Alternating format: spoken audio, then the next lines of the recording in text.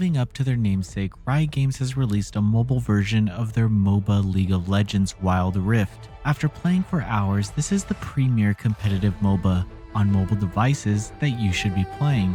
Still, there are some launch bugs and balance issues present, but there's a lot here that I've been craving.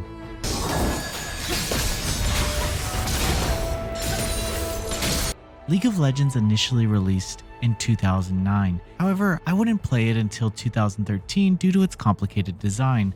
For the uninitiated, League of Legends puts players in 5 versus 5 matches on a map with 3 separate lanes and a jungle. The main objective is to break through the enemy's turrets toward their nexus and destroy it. Simple enough, right?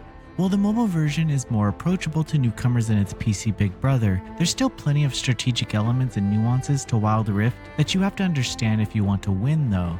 The map is broken down into Baron Lane, Mid Lane, Dragon Lane, and Jungle. You'll typically find bruisers or anyone that has their own survivability in the Baron Lane. Mid Lane is left for your mages and assassins as it's the shortest lengthwise, giving them ways to disengage their turrets or roam around the lanes to help. Junglers are typically a hybrid of damage, tankiness, and escapability. Their goal is to get stronger by killing monsters, take down opponents, and take control of objectives.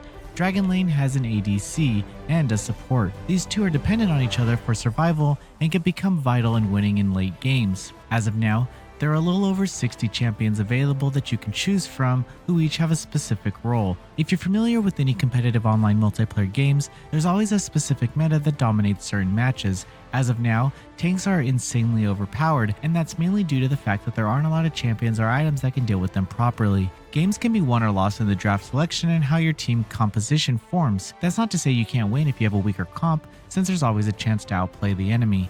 Because this is a mobile game, matches typically last anywhere from 20 to 25 minutes. Damage numbers, stats, and even HP of champions are different to help speed things up.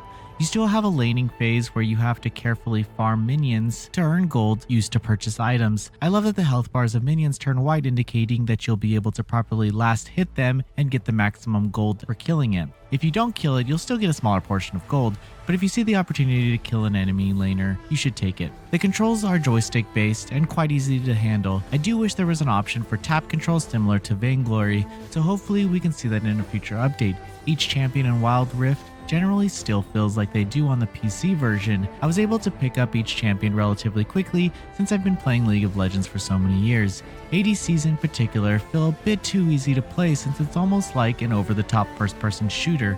Regardless, proper mechanics and understanding the way the game should play out is what matters most. You don't have to worry about any pay-to-win options either. Each champion is strong enough as long as you know how to play them. Further, Wild Rift gives you a great number of opportunities to earn in-game currency and rewards to unlock new champions. You'll even get a few free skins as you level up. Once you hit level 10, you will unlock a ranked mode where you can face opponents of similar skill level to rank up the infamous Riot leaderboards.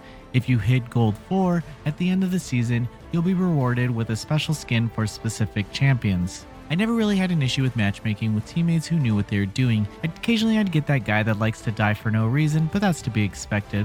If you want to win and be able to concentrate at the same time, I recommend just muting everyone at the start of the game. At this time, there is no preferred position option that exists on the PC, which lets you lock in the role you want without having to argue with your teammates during champ select. This should be coming in a future update though, so I won't have to deal with 3 Baron laners and no jungler. I also want to note that this game looks surprisingly good on mobile devices when compared to the PC version. Champions also have overhauled default splash art, which I appreciated.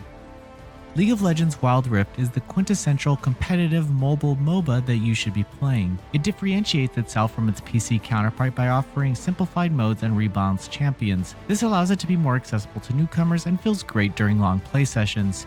There's definitely room for updates and refinement, but what's offered now is an awesome mobile experience.